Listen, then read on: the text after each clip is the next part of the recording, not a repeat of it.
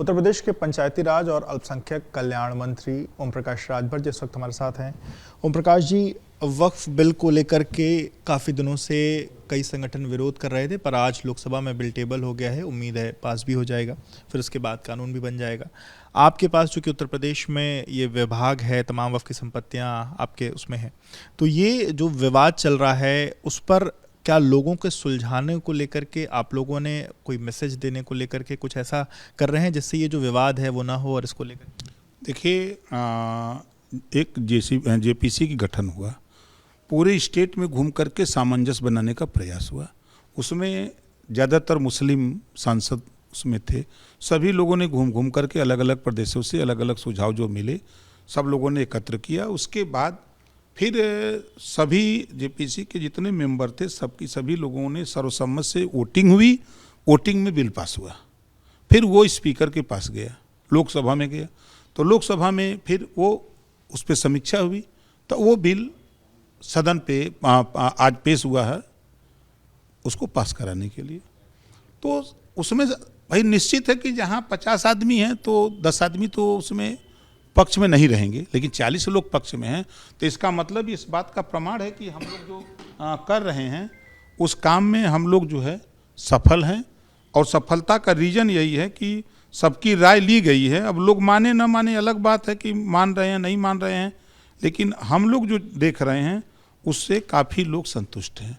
अभी जिस तरीके से देखने को आया, जब आखिरी जुमा था उस दौरान कई जगहों पर विरोध प्रदर्शन लोगों ने काली पट्टी बांध कर किया। ईद के दिन काली पट्टी बांधी गई। तमाम जो मुस्लिम संगठन है उन्होंने पहले दिल्ली में प्रदर्शन किया, फिर बिहार में प्रदर्शन किया। तो ये जो उनकी आपत्ति है वो ऐसी क्या आपत्तियां हैं जो आपको लगता है कि आप लोग दूर नहीं कर पा रहे? देखिए, उसके जिम्मेदार कांग्रेस सपा बसपा के लोग हैं। उनमें बड़े पैमाने पर शिक्षा नहीं है जिससे वो जो नया बिल है उसको पढ़ें। उनके पास चूँकि ज्ञान नहीं, उस नाते बहुत बड़े पैमाने पर। और जिन लोगों के पास ज्ञान है, जो समझदार हैं, वो वक्फ बोर्ड की संपत्ति पर कब्जा किए हुए हैं। वही लोग उन लोगों को उस्का करके आंदोलन करा रहे हैं कि कल ये वक्फ बोर्ड की संपत्ति में बंटवारा होगा, जो हम लोग एक तरफा छत्र राज करके बेच रहे हैं और उसका लाभ ले रहे हैं, तो वो कल इसमें बंटवारा होगा। इस नाते ये लोग जो वक्फ बोर्ड की संपत्तियों पर कब्जा किए हुए हैं, जो मालिक बन के बैठे हैं, वो लोग विरोध कर रहे हैं कि इसमें जो गरीब मुसलमान हैं, जो महिलाएं हैं मुस्लिम, उनको इसका हिस्सा देने की मंशा सरकार की है कि उनको भी मिले, तो वो लोग नहीं चाह रहे हैं। जैसे पिछले बिल में था कि इसमें ना महिला रहेंगी ना गैर मुस्लिम धर्म के लोग रहेंगे, तो सरकार की मंशा है कि उसमें 2 मुस्लिम हो जाए, कमेटी में मुस्लिम महिला हो जाए, और 2 गैर जो मुस्लिम धर्म हैं जो अल्पसंख्यक में आते हैं उनमें से भी दो लोगों को रख दिया जाए, ताकि वो लोग भी अपने हक की बात उसमें करें। जब कहीं बैठक हो तो 4 लोग रहें तो अपनी बात मनवा ले, कहें, तो ताकि महिलाओं को भी हक मिले, गरीब मुसलमानों को मिले। ये नए बिल में प्राविधान है। और जो किसी की प्रॉपर्टी को वक्फ बोर्ड के आके कह दें कि मेरी संपत्ति है, तो फिर उसके बाद वो जा कर के वक्फ पर ट्रिब्यूनल कोर्ट में दाखिल करते हैं, वहाँ से फैसला हो गया कि ये वक्फ बोर्ड की संपत्ति है, तो फिर वो निजी प्रॉपर्टी वाले को कोई अधिकार नहीं कहीं जाए। तो सरकार का मानना है कि उस निजी प्रॉपर्टी वाले को वो वक्फ ट्रिब्यूनल कोर्ट से अगर जो फैसले होते हैं उसके खिलाफ अगर वो संतुष्ट नहीं है, तब वो रेवेन्यू कोर्ट जाए, हाई कोर्ट जाए, वहाँ जा कर के वो अपील करके अपना पक्ष करके लड़ सकता है। ये प्राविधान सरकार ने नए बिल में ला रखा है।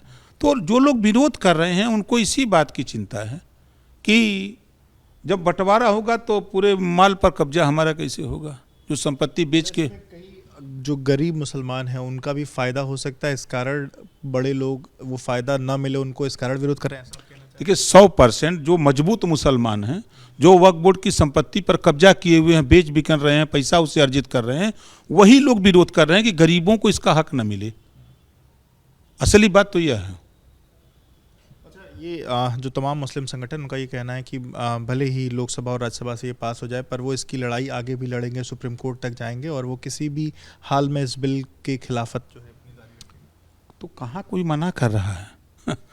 तो कहीं जा सकते हैं। जब बीपी सिंह जी ने 27% रिजर्वेशन दाखिल किया तो भी मामला कोर्ट गया, तो कोर्ट ने ही फैसला दिया ना 1993 में कि नहीं 27% रिजर्वेशन पिछड़ों को लागू किया, सुप्रीम कोर्ट से नहीं हुआ।